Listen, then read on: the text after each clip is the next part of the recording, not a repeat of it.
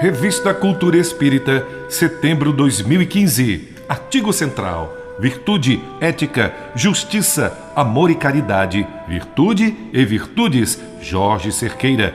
Pelos caminhos da educação, prontidão e vigilância, sede prudentes como as serpentes. Nádia do Couto Vale.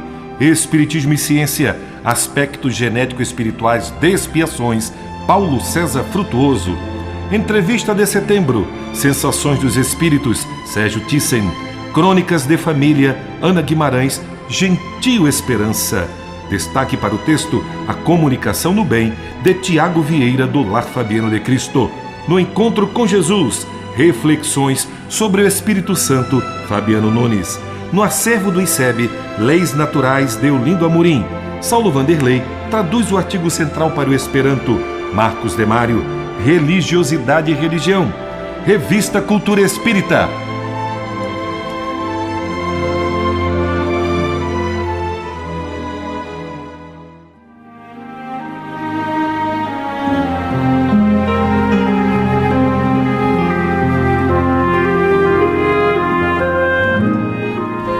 No ar, o programa Cultura Espírita, do Instituto de Cultura Espírita do Brasil. Então, Joel, estamos aqui mais uma vez com o nosso programa Cultura Espírita, né? Nós dois, continuando esse mês com as férias do Geraldo, né? Com saudade dele. Estamos aqui então mais uma vez procurando levar aos nossos amigos as notícias, as informações, os debates, as questões, enfim, que envolvem a nossa doutrina. Então, por favor, você para as suas saudações e para as suas informações através da agendinha de luz, agendinha do bem. Né? Saudades, meus queridos amigos, Geraldo e professor César Reis, mas estou aqui sob o amparo do meu professor querido, Assaruí Franco de Moraes. Luz, paz nas vossas vidas. Saudades de Uberaba. Todos os sábados, na Casa de Cultura Espírita de Uberaba, que fica na rua Tocantins 285, na Vila Celeste, acontece o Encontro Espírita para a Juventude. Começa sempre às 17 horas. É imperdível. Eu recebo aqui um convite muito querido dos nossos amigos da Federação Espírita Brasileira, a nossa FEB, para um evento imperdível que vai acontecer dia 12 de setembro, às 19 horas, no auditório da FEB, lá em Brasília. Haverá exibição de um filme, o filme Nosso Lar, e o debate será em torno do conteúdo do filme, com a participação do Wagner de Assis, que é o diretor do filme, do Paulo Maia, e do André Siqueira, que será um dos componentes. E o mediador é o José Amin Nasser. É imperdível, imperdível, imperdível mesmo. Eu quero dar a nossa programaçãozinha, que vai acontecer no Teatro Vanucci. Hoje, a Nádia do Couto Vale. Tema livre, também imperdível, no Shopping da Gávea, às 19 horas. Estão todos convidados, eu espero por vocês lá. E quero falar também da programação do Obreiros do Bem. Entre no site do Obreiros do Bem e procurem conhecer melhor o Hospital Pedro de Alcântara, que está passando por uma reformulação geral, projetos novos, adequados à nova realidade do estudo dos distúrbios da mente. Bom, no dia 13, o Bellini, que é um psicólogo, vai fazer uma palestra bonita às 11 horas da manhã e depois ter o almoço fraterno. No dia 26, o Jorge Damas, que é o autor daquele livro A Cura pela Água, um conteúdo belíssimo. O conteúdo é muito bonito. O conteúdo do livro, a água como elemento terapêutico, é muito interessante. Eu gosto muito desse trabalho aí. E no dia 27, às 9 horas da manhã, vai ter um fórum onde eu terei a honra de participar sobre o filme A Data Final, do Chico Xavier. Quero recomendar também o filme do professor Hermógenes, de muita e muita saudade, de muito amor. Professor Hermógenes, professor e poeta do yoga. Ele está em exibição nos cinemas, basta ver o roteiro de cinemas, dos jornais, e o filme tem um conteúdo belíssimo, conta a vida dele, a saga dele, a sua história pessoal e a sua dedicação à divulgação do yoga ao longo de toda a sua existência. Foi amigo íntimo do Sai Baba, com quem ele teve a oportunidade, inclusive, de ter o amparo quando da oportunidade em que a Maria, esposa do professor Hermógenes, foi acidentada lá na Índia e o Sai Baba cuidou dela. Estava praticamente desenganada, eles levam ela para o Brasil, que ela terá ainda alguns anos de vida na tua companhia. Foi uma experiência imperdível, maravilhosa. E eu quero convidar todos para conhecerem o Cisco, Casa de Francisco Xavier, na Muzema, na Barra da Tijuca, ali no final da estrada do Itanhangá. Um abraço a Irene e ao Sidney, que conduzem os trabalhos lindos. Um lindo trabalho de dia para vocês. Tá bom, João. Então nós vamos na segunda parte do nosso bloco, né, que são as perguntas enviadas pelos ouvintes. Por favor. Perfeito. A pergunta vem lá de Itaboraí, dirigida ao professor Assaruí. É o Sérgio Luiz Mercadante. Ele pergunta: professor, há algum impedimento de mulheres grávidas participarem de reuniões mediúnicas como médiums? Olha, não é aconselhável. O processo reencarnatório do espírito é uma experiência delicada que envolve muitos aspectos energéticos e psíquicos. Um deles é o estado psicológico da mãe, que sem sombra de dúvida se altera por alguns meses, enquanto aguarda a chegada do espírito que lhe foi encaminhado como filho. Ela necessita de tranquilidade, descanso, e não deve se submeter a atividades que lhe exijam grandes perdas de energias de qualquer natureza.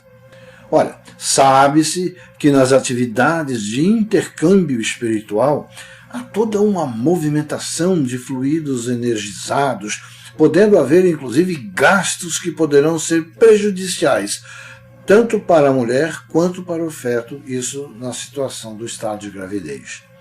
Além disso, há o aspecto do reencarnante.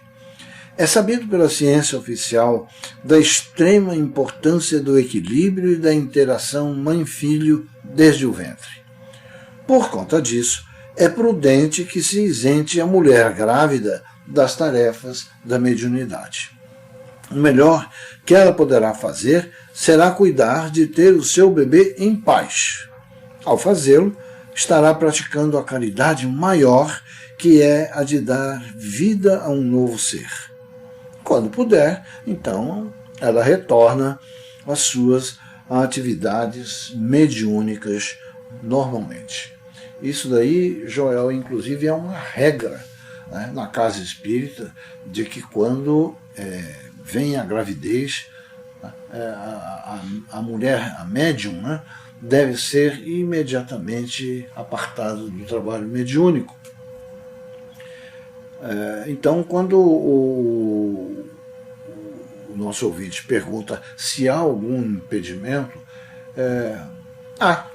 é interessante, porque a gravidez é um processo mágico da vida. É verdade. É exatamente ali que começa toda aquela estrutura, toda aquela metodologia espiritual que vai fazer com que o embrião, o feto e depois o bebê, eles nasçam naquela sequência da cadeia da vida. Então é um momento em que todas as forças, todas as energias, todos os processos universais estão encadeados. É um momento mágico da vida, então, portanto, é um momento especial. É por isso que a mulher tem que ser preservada de toda aquela aquela movimentação fluídica que ocorre no processo das mediúnicas, das reuniões mediúnicas, né? Então, o melhor é realmente que ela espere a oportunidade certa para poder voltar ao seu trabalho. Né? Lindo, lindo, lindo. Vamos lá, João. Tem uma outra Vamos pergunta? lá, tem. Pode o espírito encarnado promover fenômenos físicos, tipo materialização ou transporte de objetos, sem o concurso dos espíritos? Olha, João, o fenômeno de transporte, materialização, transcomunicação ou qualquer outro de efeitos físicos, ele necessita do concurso dos espíritos desencarnados. Pois, segundo Allan Kardec, no livro dos Médiuns, capítulo 4, é necessária a união do fluido animalizado perispiritual, do médium, com o fluido universal do espírito, para que aconteçam esses fenômenos. Não pode ser isolado, ou seja, sem o concurso de ambas as partes. Né?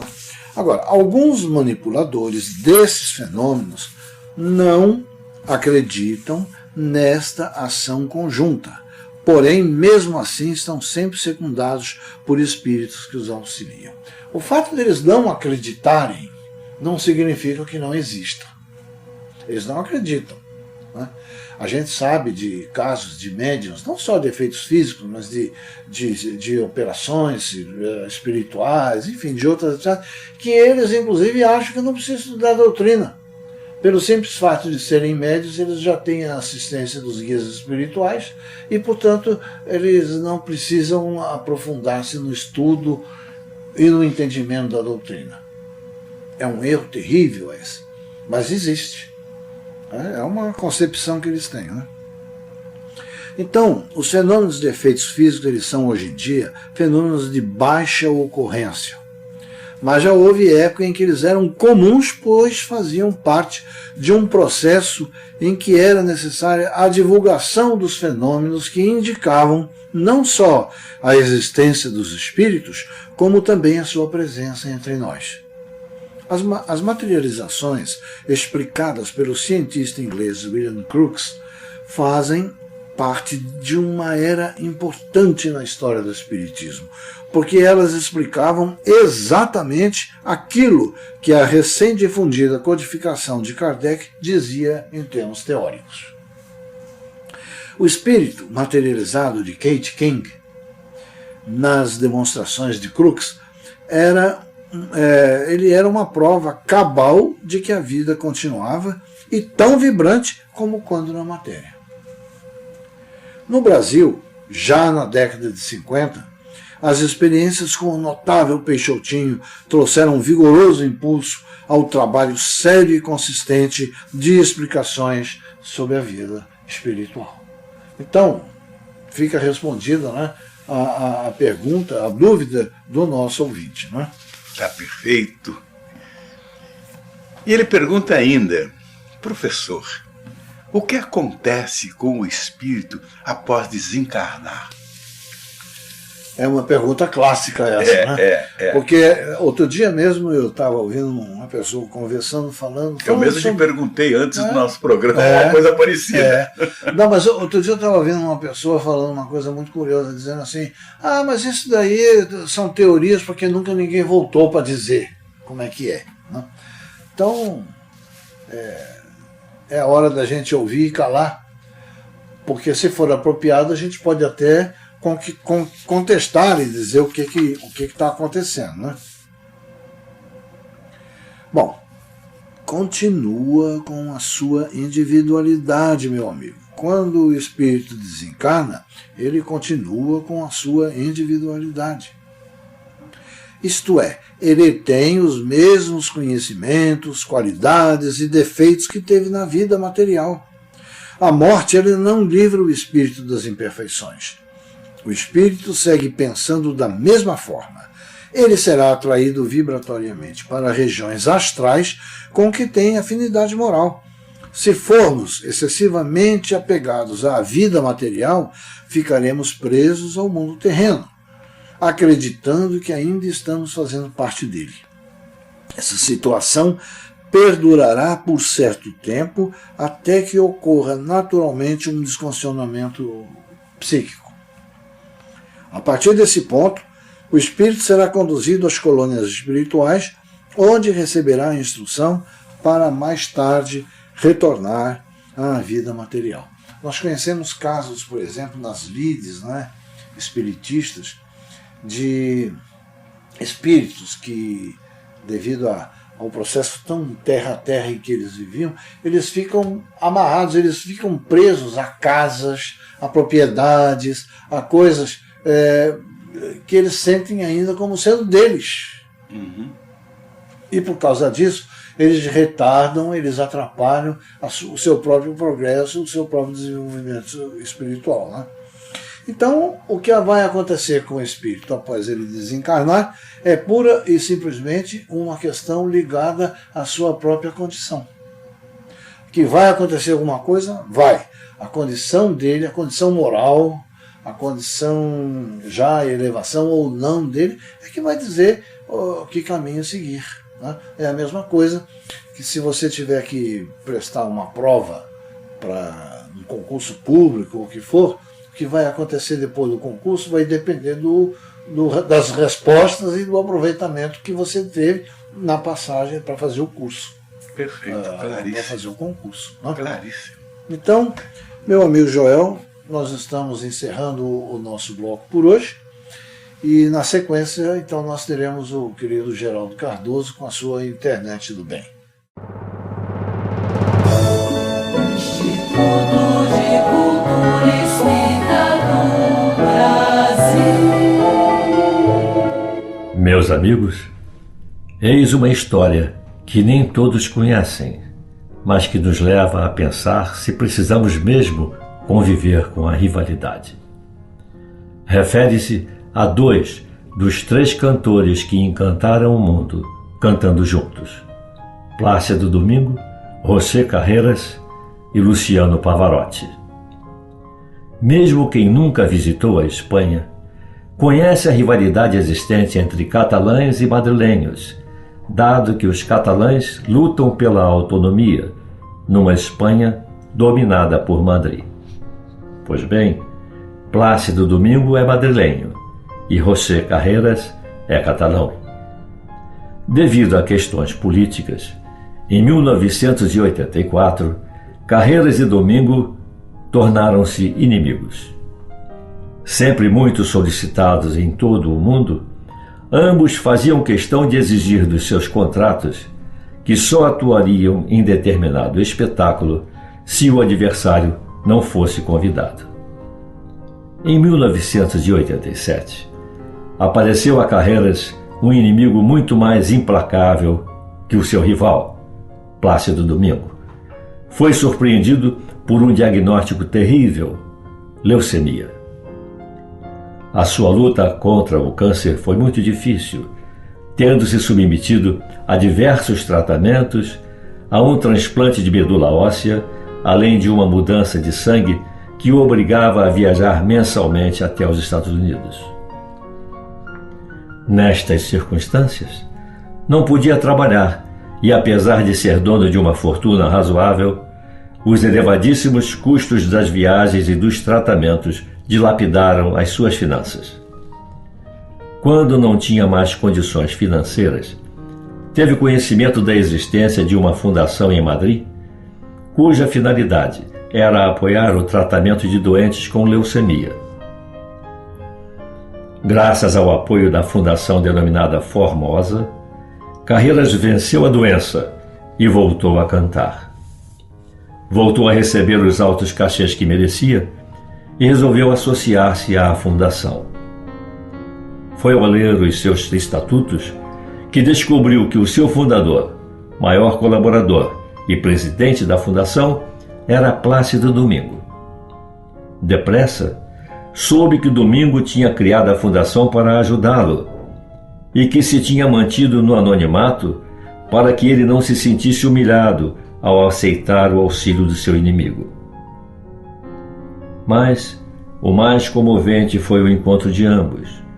Surpreendendo Plácido Domingo Num dos seus concertos em Madrid, Carreiras interrompeu a atuação deste, subindo ao palco e humildemente ajoelhou-se a seus pés, pediu-lhe desculpas e agradeceu-lhe publicamente. Plácido ajudou-o a levantar-se e, com um forte abraço, selaram o início de uma grande e bela amizade. Mais tarde, uma jornalista perguntou a Plácido Domingo por que criara a Fundação Formosa, num gesto que, além de ajudar um, entre aspas, inimigo, ajudava também o único artista que poderia fazer-lhe concorrência. A sua resposta foi curta e definitiva. Aspas, porque uma voz como aquela não poderia perder-se. Fecha aspas. Esta é uma história real da nobreza humana e deveria servir-nos de inspiração e exemplo. Meus amigos, lembramos que esta página pode ser encontrada no portal do ICEB, na internet, cujo endereço é www.portaliceb.com.br. Obrigado pela gentil atenção e até o nosso próximo encontro.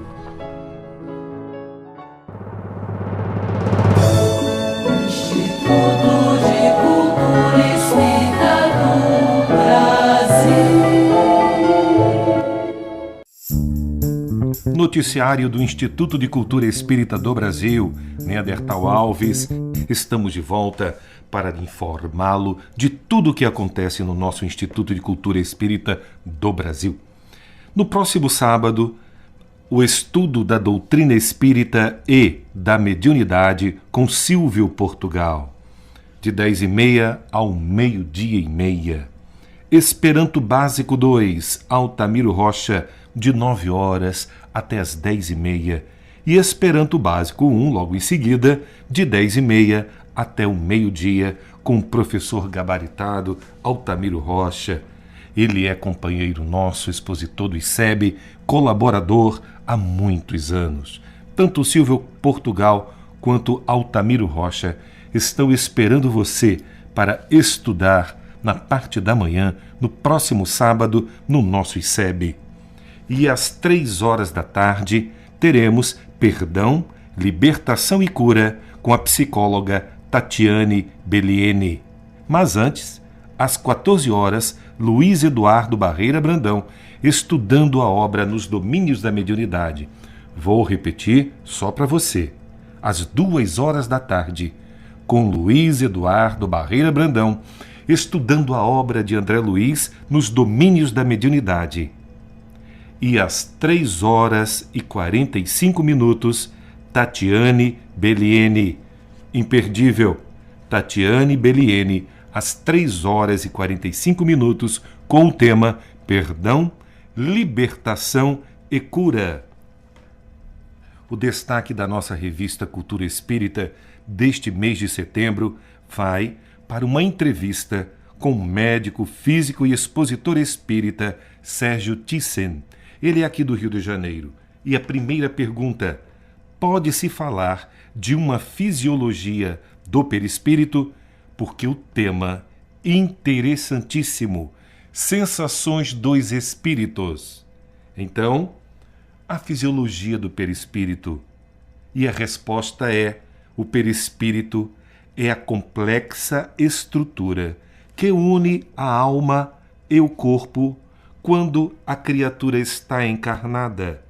E nos desencarnados, o perispírito serve de instrumento corpóreo semimaterial para todas as manifestações durante o estado de erraticidade, período este entre uma reencarnação e outra.